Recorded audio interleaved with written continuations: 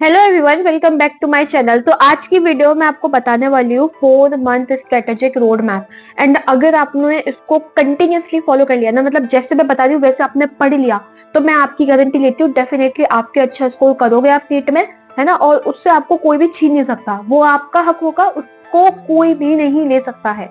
तो अब मेरी ये बात बहुत ज्यादा ध्यान से सुनना, बहुत ज्यादा कान खोल के, क्योंकि अब तुम्हारा दिसंबर जा चुका है। आज 25 दिसंबर है एंड देन अब 5-6 दिन रह गए। उस 5-6 दिन में तो तुम इतना बड़ा कुछ तीरंदाजी नहीं कर लोगे, लेकिन हाँ, जनवरी से मैंने आपका पूरा 4 मंथ का प्लान बनाया। सबसे पहली चीज, तुम एक चीज को नोटिस करो, मैं हमेशा तुम्हें ये बताती हूँ कि 4 मंथ तुम्हें मानने ही नहीं है, लास्ट का मंथ मानना ही है। जनवरी, फरवरी, मार्च, अप्रैल, अप्रैल 4 महीने है ना, मई में तो तुम्हारा पेपर ही होता है। तो 4 महीने में से तुम एक मंथ लास्ट का मानो ही मत। मैं हमेशा बोलती हूँ, हर मैंने स्ट्रेटेजी की वीडियो में यही बोली है तुमसे, हर रोड मैप में मैंने तुम्हें यही बोला है कि आखिरी का महीना मानो ही मत। उसमें तुम रिवीजन कर लो और तुम जितने हो सकते हो उतने मॉक टेस्ट लगा लो। That is enough for you. उससे ज्यादा तुम उसमें कुछ कर ही नहीं सकते, ठीक है। तो वो होता तुम्हारा लास्ट मंथ का प्लान। अब मैं तुम्हें एक एक करके पूरे साढ़े 3 महीनों के प्लान के बारे में बताने जा रही हूँ। प्लीज बच्चों, प्लीज, अगर तुम्हें सीरियस होना तो इस पूरी वीडियो को देखना, और नहीं हो सीरियस तो अभी तुरंत हटाओ इस वीडियो को, दूसरी वीडियो पे जाओ। नहीं भाई, सिंपल है यार, पागल वागल थोड़ी ना हूँ। इतने यहाँ पे आके बोल रही हो, भाई मैंने भी पढ़ रखा है, ऐसी बात नहीं है, तभी तुम्हें बता रही हूँ, बिना पढ़े थोड़ी ना बताती हूँ। ठीक, तो सबसे पहले स्टार्ट करते हैं वीडियो को। अब तुम देखो एक बात, बहुत अच्छे से अब आए हो तो फिर सब्सक्राइब भी कर लेना। सो मैं तुम्हें क्या बताने वाली हूँ, 4 मंथ का स्ट्रेटेजिक पूरा का पूरा तुम्हें रोड मैप बनाने जा रही हूँ। पूरा का पूरा तुम्हारा रोड मैप बनाऊंगी, अच्छी तरीके से सुनो। तुम्हें करना क्या है, सबसे पहली चीज, तुम्हारे पास 4 महीने हैं, 4 महीने, 4 महीने को अगर तुम डिवाइड करोगे तो 4 3 12 है ना, मतलब तुम 30 महीने मान के चलते हो। 30 महीने क्यों, 30 दिन मान के चल रहे हो, तो 4 3 12 4 महीने और 30 30 दिन है, तो मतलब कि 12, 120 दिन आपके पास बचे टोटल। अगर आप इसको डिवाइड करोगे, और तुम्हें दिन के बेसिस पे नहीं जाना है कि 120 दिन बचे हैं या फिर 100 दिन बचे हैं, 90 दिन बचे हैं, 30 दिन बचे हैं। सबसे पहला, पहले महीने में तुम्हें करना क्या है, फर्स्ट मंथ जो कि that is your January, and जनवरी में तुम्हारा 2026 आने वाला है ना, 2026 का ही तो ईयर है नेक्स्ट, है ना। अब तुम्हें पहले महीने में क्या करना है, मैं तुम्हें ओवरव्यू बताती हूँ। पहले देखो, सबसे पहली चीज, तुम्हें पहले महीने में अपने बेसिक्स को क्लियर करना है, और जो तुम्हारे बैकलॉग्स है उनको तुम्हें क्लियर करना है। किसी भी तरीके से तुम्हें अपनी फाउंडेशन और बैकलॉग को हर हाल में करना ही करना है, ये बात याद रख लो, ठीक है ना। मतलब तुम्हें करना ही करना है, यू हैव टू फोर्सफुली। एक महीना है तुम्हारे पास, एक महीने में तुम्हारा पूरा बैकलॉग भी क्लियर हो सकता है अच्छी तरीके से, और तुम्हारी फाउंडेशन भी बन सकती है अगर तुम उसको परमानेंटली रिवीजन कर रहे हो तो, ठीक है। ये तुम्हें क्लियर हुई। फिर अब तुम्हें करना क्या है, जब तुम फाउंडेशन अपनी बनाओगे या फिर तुम अपने बैकलॉग्स को क्लियर करोगे, तो वहां पे तुम 100% सिलेबस फ्रॉम एनसीईआरटी, पूरा तुम्हें एनसीईआरटी का सिलेबस से ही करना है, किसी और बुक से मत जाना, वरना तुम्हारा दिमाग पता नहीं आउट ऑफ कहाँ हो जाएगा, वो भाई तुम ही जानो। और इतनी ज्यादा बुक्स को, इतनी ज्यादा पब्लिशर्स को फॉलो मत क्या करो, मैं पर्सनली रिकमेंड कर रही हूँ। तुम्हें अपनी बाइबल एक ही माननी है, तुम्हें अपना भगवान, गुरु, जो भी तुम मानते हो, सिर्फ एक ही बुक को मानो, दैट इज योर एनसीईआरटी। उसी से ही पेपर आता है, तो वही सबसे ज्यादा इंपॉर्टेंट होती है। अगर तुमने उसी पर फॉलो नहीं किया ना, और तुम अनाप शनाप पता नहीं कौन कौन सी बुक्स को फॉलो कर लिया, तो तुम्हारा कल्याण हो जाएगा। तुम्हें किसका एनसीईआरटी का सिलेबस फॉलो करना है, 101%। ना ज्यादा डेप्थ में जाना है उसके, ना जाना ऊपर ऊपर से पढ़ना है, क्योंकि तुम लोगों ने अब तक तो बैच ले लिया होगा। अब तक तो बैच क्या है, अब तो तुम्हारा बैच भी कंप्लीट होने पे आया होगा।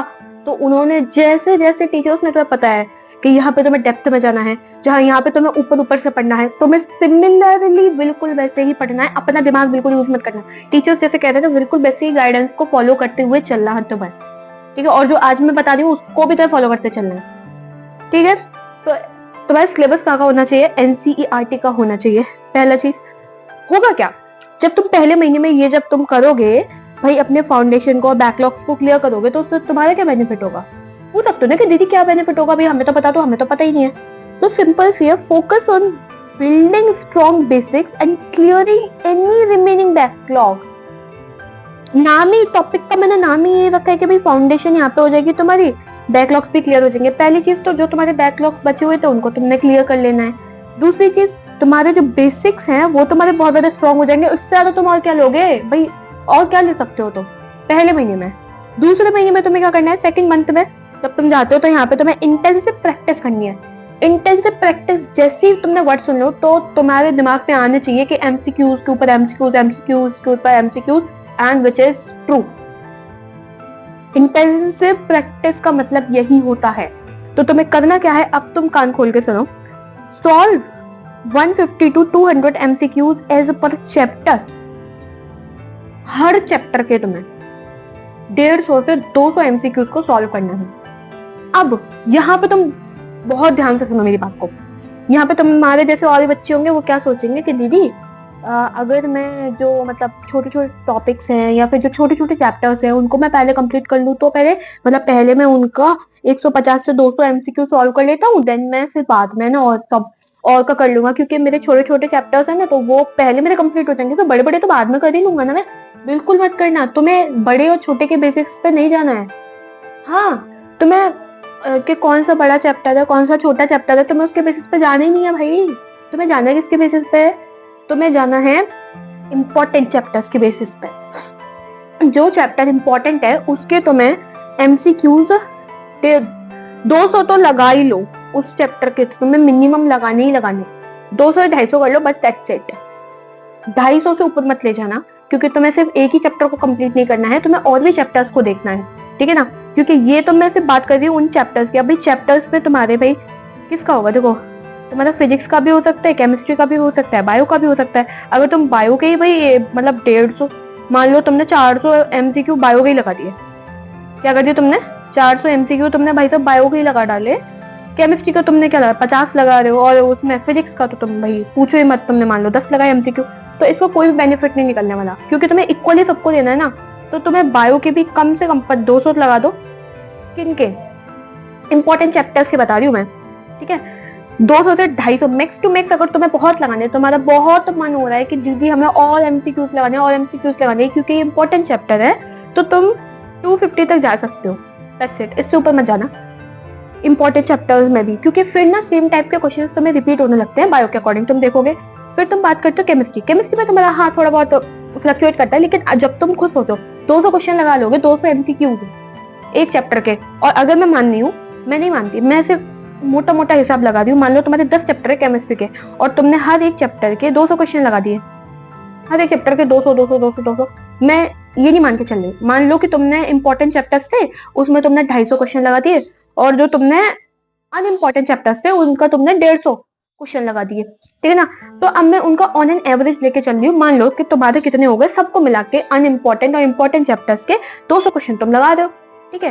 तो 10 into 2 कितना हो गया भाई, 2000 क्वेश्चन लगा डाले तुमने। तुम्हारे सामने करके वो दिखा रही हूँ मैं, 2000 तुमने क्वेश्चन लगा डाले, और 2000 में से भाई बन जाएगा पेपर, इतने में से ही बन जाएगा, ठीक है ना। तो तुम ज्यादा करने की कोशिश में करना, पता चलेगा एक ही चैप्टर के तुमने 1000 क्वेश्चन लगा डाले, हर चैप्टर के तुम्हें 200 200 लगाने हैं, ठीक है ना। यह तो तुम्हें समझ में आया। अब होगा क्या, जो मैंने बताया वही मैंने लिखा है, क्योंकि भाई मैंने ही बनाया है ना ये नोट्स, मैंने ही तुम्हें ये स्लाइड्स प्रोवाइड कर रही हूँ ना, तो जैसा मैं बोल रही हूँ वैसे ही यहाँ पे लिखा हुआ होगा। तो ये घबराने की बिल्कुल भी जरूरत नहीं है कि यहाँ पे कुछ अलग लिखा हुआ है या मैंने कहीं छाप दिया है, नहीं भाई नहीं, ऐसा कुछ नहीं है। तो तुम्हें करना क्या है, focus on high weightage topics like जैसे जेनेटिक्स अगर बात करती हूँ, ठीक है। मैंने क्या बोला कि तुम्हें लगाने भी एमसीक्यू कैसे है, छोटे बड़े से नहीं लगाने, तुम्हें लगाने हैं हाई वेटेज टॉपिक, कि कौन सा टॉपिक हाई है, कौन सा टॉपिक इतना हाई नहीं है, कौन सा इंपॉर्टेंट ज्यादा है, कौन सा अनइम्पॉर्टेंट है, तुम्हें उसके अकॉर्डिंग तुम्हें लगाना है, ठीक है। जैसे अगर तुम बात कर रहे हो जेनेटिक्स की हो गई, ह्यूमन फिजियो बात कर लो, ऑर्गेनिक केमिस्ट्री की बात कर लो। भाई जेनेटिक्स किसका हो गया, बायो का हो गया, ऑर्गेनिक केमिस्ट्री केमिस्ट्री का हो गया, ठीक है ना। ये तो तुम्हें दूसरे मंथ में करना है। तो पहले मंथ में तुमने क्या करा, तुमने अपनी पूरी फाउंडेशन बनाई और बैकलॉग्स को तुमने एकदम डेफिनेटली जड़ से खत्म कर डाले। दूसरे महीने में तुमने क्या करी, इंटेंसिव प्रैक्टिस करी। तीसरे महीने की तरफ अब तुम चलो, तीसरी स्लाइड देखो मेरी, तो मैंने तुम्हें क्या बताई है तीसरे महीने में, रिवीजन एंड मॉक्स। यस, क्योंकि देखो अब तुमने बेसिक भी अपना बना लिया, तुमने क्वेश्चन प्रैक्टिस भी कर ली, थर्ड बनाता है तुम्हारा रिवीजन का एंड मॉक का। एंड तुम्हें कैसे रिवीजन करना है, कैसे मॉक टेस्ट को सॉल्व करना है, मैं उसकी भी वीडियो तुम्हें डेफिनेटली दूंगी जल्द से जल्द। आज ये वीडियो डाल दिया, 1-2 दिन में उसकी भी वीडियो आ जाएगी, ठीक है? तो फॉलो जरूर कर लेना मेरे चैनल को, क्योंकि पता चले कि स्किप मार के निकल जाओ ना तो फिर तुम्हारे दिमाग से स्किप ही हो जाना है, फिर तो ये नीट 2026 का पेपर तुम स्किप ही मान लो, ठीक है? तो तीसरे महीने में तुम्हें करना क्या है, मैं तुम्हारे साथ हूँ, मैं तुम्हारे साथ ही हूँ, ठीक है? ये मत कहना कि तुम सोचोगे कि आज दीदी थोड़ा रूड टाइप की बिहेव कर रही है ना, कि इतनी ज्यादा रूड रूड एकदम से मतलब गोली सी चला रही है कि ये कर लेना वरना ऐसा हो जाएगा, ये कर लेना। क्योंकि भाई अब इतने दिन नहीं बचे हैं कि तुम्हें मैं एकदम पोलाइट वे में समझाऊं, एकदम बहुत अच्छे से समझाऊं। नहीं, लिटरली अगर तुम देखो, थोड़ा बहुत लॉजिकल लगाओ, ठीक है? अब मैं थोड़े अपने पहले वाले पाती हूँ, रूडनेस नहीं दिखाती हूँ आपको। तो देखो, जनवरी, फरवरी, मार्च, 3 ही महीने तुम्हारे पास बचे हैं, और 3 ही महीने में तुम्हें नीट 2026 का पेपर को क्रैक करना है, वो भी अच्छे स्कोर से। तो तुम्हें थोड़ा बहुत तो भाई एफर्ट लगाना पड़ेगा ना, है ना? थोड़ा बहुत तो मतलब मैं तुम्हें ऐसे कहूंगी कि यस तुम कर सकते हो, है ना? तो उससे ऊपर मत जाना तुम, ठीक? किससे ऊपर मत जाना, मेरा गुस्सा ऊपर मत ले जाना, ठीक है? गुस्सा पहले तो मेरे को आता नहीं है भाई कुछ, ठीक है? तुम लोग टॉपिक्स को स्लिप करवा देते हो। पता नहीं मेरे दिमाग में ऐसे क्वेश्चन आ गया। हाँ, तीसरे महीने में तुम्हें क्या करना है, ठीक है? तो पहले महीने में बैकलॉग को क्लियर किया तुमने और अपना बेसिक्स को बनाए। दूसरे महीने में तुमने क्या किया, दूसरे महीने में क्या दीदी, हमने इंटेंसिव प्रैक्टिस, इतनी प्रैक्टिस करा ली कि मतलब जिंगल लाला हो गया, ठीक है? तीसरे महीने में तुम्हें क्या करना है, रिवीजन करना है एंड मॉक्स को देना है। अब तुम्हें करना क्या है, सबसे पहली चीज, revise the entire syllabus at least two, मतलब तुम्हें पूरे सिलेबस को कम से कम ट्वाइस बार तो रिवीजन करना ही करना है, 2 बार तो रिवीजन तुम्हें करना ही है ना? अब तुम बोलोगे कि दीदी इतना सारा सिलेबस है, लाइक फिजिक्स का अलग है, केमिस्ट्री का अलग है, बायो का अलग है, हम कैसे 2 बार रिवीजन कर लेंगे दीदी? एक बार के रिवीजन में तो भूल ही जाते हैं। Make short notes. क्या वो भूल गए थे क्या? भूल गए थे क्या कि शॉर्ट नोट्स भी नामक एक चिड़िया होती है ना? जो तुम्हें बनानी थी, या तुमने नहीं बनाई है तो अब बना लेना। उसके थ्रू ही तुम्हें 10 बार, 15 बार, 7 बार, 8 बार रिवीजन कर सकते हो, क्योंकि इतना सिलेबस होता है। तुम हर बार वो इतने बड़े बड़े नोट्स, इतने लेंथी लेंथी नोट्स को तुम रिवीजन नहीं कर सकते हो। So you have to make short notes. और ये बात मैंने तुमसे 5 महीने है ना पहले भी कही थी कि अभी से ही शॉर्ट नोट्स धीमे धीमे करके बनाते चलना, ताकि बाद में जाके तुम्हारे पास बर्डन ना आए। तो तुम्हें करना क्या है, तो तुम्हारा एक नया काम मिल गया मुझे, अभी ऑन स्पॉट आया है मेरे दिमाग में, क्या कि अभी तुम्हारे ये जो दिसंबर का कितने बचे, 5 से 6 दिन बचे हैं ना, ये जो 5 to 6 डेज बचे हैं, यहाँ पे तुम अपने शॉर्ट नोट को मेक कर लेना, ठीक है? जितने हो सकते हैं उतने बना लेना। तो बायो के तो बनने से रहे शॉर्ट नोट, क्योंकि टीचर्स ऑलरेडी उनको शॉर्ट में करवाते हैं। केमिस्ट्री और फिजिक्स में तुम्हें शॉर्ट नोट्स की इंपॉर्टेंट होती है, तो वो जरूर बना लेना, ठीक है? Short notes. अब तुम्हें करना क्या है, start taking 2 to 3 full length mock test weekly, मतलब तुम्हें हर वीक में कम से कम 2 से 3 फुल लेंथ मॉक टेस्ट तुम्हें लगाने ही लगाने हैं। इट इज इम्पोर्टेंट, क्योंकि उससे तुमने जो रिवीजन किया होगा ना, वो तुम्हें पता चलता रहेगा कि तुमने जो रिवीजन किया है वो एफिशिएंट है भी या नहीं। क्या पता तुम जो रिवीजन कर रहे हो, है ना, वो उसमें यूज ही नहीं हो रहा, है ना? जो चीज तुम पढ़ रहे हो वो यूज ही नहीं हो रही। पहली चीज तो ये, अगर तुम इम्पोर्टेंट चीज को देखोगे, तुम सिलेबस को एनालाइज करोगे, तब तुम पढ़ोगे ना, तो अनइम्पोर्टेंट चीज तो तुम पढ़ने से रहे, ठीक है ना? पहली चीज ये क्लियर हुई। लेकिन तब भी तुम्हें देखना है, मैंने बोल दिया तो उसका मतलब ये नहीं है कि दीदी ने तो बोल दिया कि अनइम्पोर्टेंट चीज तुम पढ़ने से तो मतलब हम तो जो पढ़ रहे हैं वो सही है। नहीं भाई, तुम you have to check it, है ना? फिर आता है लास्ट मंथ, 4 मंथ, जो कि तुम्हारा क्या है, फाइनल लैब है, आखिरी घड़ी। उसके बाद तो फिर तुम्हें जंग के मैदान में उतर जाना है, ठीक है? तुम्हें करना है, डेली मॉक टेस्ट को लगाना है। कितने बजे से कितने बजे से, 2 बजे से लेके 5 बजे तक। भाई ये ढाई लिख गया है मेरे से, रोके से इसको मत करना। 1 मिनट, इसको काट दूं या फिर ऐसे हटा दो, ठीक है? ये तुम्हें करना क्या है, 2 बजे से लेके 5 बजे तक, ठीक? 2 बजे से लेके 5 बजे तक तुम्हें करना क्या है, डेली मॉक टेस्ट को लगाने हैं, ठीक है? उससे तुम्हें आइडिया लगता रहेगा, उतने बीच के लिए तुम्हारा ब्रेन एक्टिव काम करेगा, और फिर तुम्हें एक तरीके से हैबिट हो जाएगी उसकी, क्योंकि अल्टीमेटली तुम्हें उस दिन जो तुम्हारा नीट वाला डे है, उस दिन तुम्हें इफेक्टिवली काम करना है ना, तो इसके लिए तुम्हें करना पड़ेगा टू अलाइन विद एग्जाम और बॉडी क्लॉक के अकॉर्डिंग, ठीक है, फुल टॉस एकदम अच्छी तरीके से, जैसे एग्जाम वाले एनवायरनमेंट होता है ना, तो मैं लास्ट महीने में तो बिल्कुल वैसे ही चलना है। और साथ में एरर नोटबुक भी फोकस करनी है तो मैं इसके ऊपर। और ये एरर नोटबुक का मैं कॉन्सेप्ट तो मैं पहले ही बता चुकी थी। कब? जब मैंने शॉर्ट नोट्स का बताया था ना, उसी टाइम पे मैंने एनालिसिस, मॉक टेस्ट एनालिसिस की वीडियो डाली थी शायद।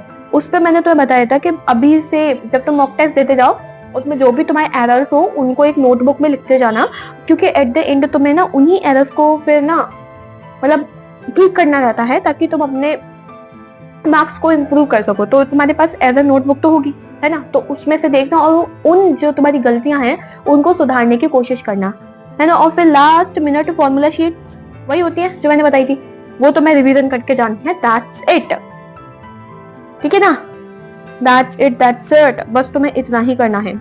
ये तुम्हारा 4 महीने का एक तरीके से बहुत प्यारा रोड मैप हो गया, ठीक है ना, बहुत प्यारा रोड मैप हो गया। और ये वाला जो तुम्हें है, ये वाला जो टॉपिक तुम्हें नीचे दिख रहा है, subject wise strategy for 650 plus marks, ये नेक्स्ट वीडियो का टॉपिक था, ये इसी में तुम्हें दिख गया। और ये नहीं, अब मैं क्या करूं, तुम्हें पता चल गया कि मैं नेक्स्ट वीडियो किसके लिए कराऊंगी। So that's it for today's video. Meet into the next video. Hope you like this video. If you like this video, then subscribe करना, लाइक करना, कमेंट करके जाना कि तुम्हें कहाँ दिक्कत हो रही है। देखो मेन चीज क्या है, देखो अगर तुम्हें कहीं भी प्रॉब्लम हो रही है ना, तो कमेंट कर देना कि दीदी मैंने इतना कर लिया है, इतना कर लिया है, अब मुझे प्रॉब्लम आ रही है इस चीज में, तो मैं उसका तुम्हें कमेंट में ही बता दूंगी। टेंशन ना को करना, उसी दिन बता दूंगी। तुम कमेंट करके तो देखो, मेरे बहुत फास्ट रिप्लाई आते हैं। हाँ, उसके ऊपर से नेक्स्ट वीडियो भी बहुत जल्दी आ जाती है।